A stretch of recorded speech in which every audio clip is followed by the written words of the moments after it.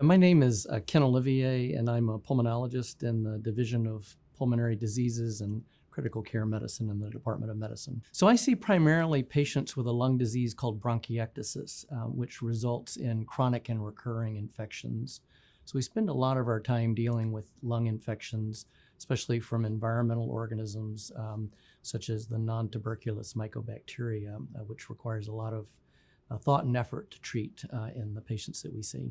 My approach to care when I see the patients that are referred to us is to spend as much time as I can listening to try to best understand what their problems and concerns are. Many times the patients we see are referred to us from one, two, or three different sort of stages of referral before they come to UNC. And I think it's important to try to understand what they've been through and what their questions are, so that we can best help them and help to understand what they may need to go through for both diagnosis and especially for treatment.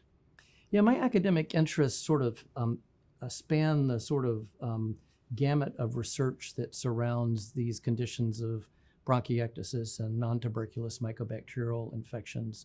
I have a small bench lab where we're focused on trying to understand the relationship between the microbe and the host and how the microbe adapts over time in the human host, and understand changes that might help us better design newer treatments for treating patients who are chronically infected. I have a dog that is a cross between a coonhound and a Labrador retriever, and we like going on long walks, and so spend quite a bit of time with him, getting to see the neighborhood and the area around there. So that's one of my passions.